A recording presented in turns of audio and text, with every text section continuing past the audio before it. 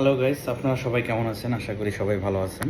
আজকে আমি বলবো যে যারা এনক্লেস পাস করবেন, যা অনেকে হয়তো বা এনক্লেস পাস করে গ্রিন কার্ডের জন্য ওয়েট করছেন, বা যারা সামনে পরীক্ষা দেবেন এনক্লেক্স, তাদের জন্য বলতেছি যারা পাস করছেন, আপনারা গ্রিন কার্ডের জন্য 2-3 বছর ওয়েট না করে আপনারা ডাইরেক্টলি আমেরিকাতে নন প্রফিট অর্গানাইজেশনে অ্যাপ্লাই করেন।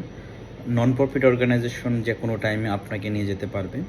সো আপনারা যারা এনক্লেস পাস করছেন বা করবেন বা করে আছেন, আপনারা কিছু হসপিটাল আছে নন প্রফিট অর্গানাইজেশন, তাদের সাথে ওইখানে অ্যাপ্লিকেশন করেন, আপনাদেরকে এনি টাইম নিয়ে যেতে পারে। জাস্ট একটা রিকোয়ারমেন্ট হচ্ছে বিশেষ স্কিনটা আপনাকে কমপ্লিট করতে হবে। আইএলস বলেন, পিটিই বলেন, উইটি বলেন, যে কোনো একটা দিয়ে আপনি বিশেষ স্কিনটা কমপ্লিট করে ফেলেন। এএমএন আছে, তারপরে হচ্ছে গ্লোবাল হেলথ, আর কিছু ইপিক, কিছু এজেন্সি আছে যারা ডাইরেক্ট হায়ার করতেছে, এমনকি হসপিটাল ডাইরেক্ট হায়ার করতেছে। সো অনেক ফিলিপাইন আছে যারা হচ্ছে ডাইরেক্টলি চলে যাচ্ছে, আর আমরা অনেক বাংলাদেশি আছি তারা হচ্ছে গ্রিন কার্ডের জন্য ওয়েট করছে। গ্রিন কার্ড আসলে 2 থেকে 3 বছর সময় লাগে।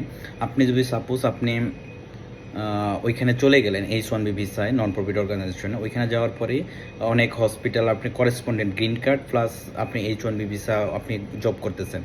সো মনে করেন আপনি 2 বছরে যদি ওইখানে জব করেন, তাহলে কী পরিমাণ টাকা আপনি আর্ন করতে পারবেন। এমনকি গ্রিন কার্ড যেটা হচ্ছে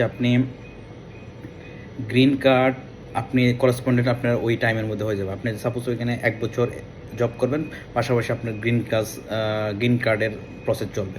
সো আপনি গ্রিন কার্ডটাও পেয়ে যাবেন। এবং কি আপনি যে হসপিটালের নামে আপনি গ্রিন কার্ড করতেছেন, যেমন অ্যাডেক্স বা বিভিন্ন কোম্পানি, মেট্রো আপনাকে নিচ্ছে গ্রিন কার্ড, ওই স্টেট হসপিটাল আপনার ভালো নাও লাগতে পারে। আপনি পছন্দ মতো স্টেট ওইখানে গিয়ে আপনি গ্রিন কার্ড তাদের সাথে কন্ট্যাক্ট করতে পারেন।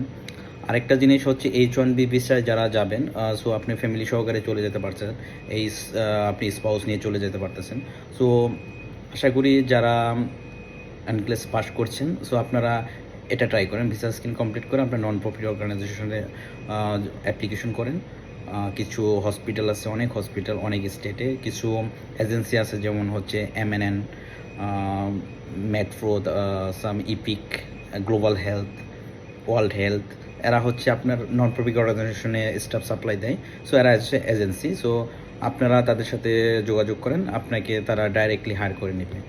সো যারা বাংলাদেশে আছেন বা মিডল ইস্টে আছেন তারা যাইতে পারবেন। যারা মিডল ইস্টে আছেন তারা তাদেরকে প্রায়োরিটি দেয়, কিন্তু ওদের হচ্ছে লোকজন দরকার, সো স্টাফ দরকার। সো যারা এনক্লেস পাস আছে আর ভিসা স্কিন আছে, ইজিলি তাদেরকে নিয়ে যাবে।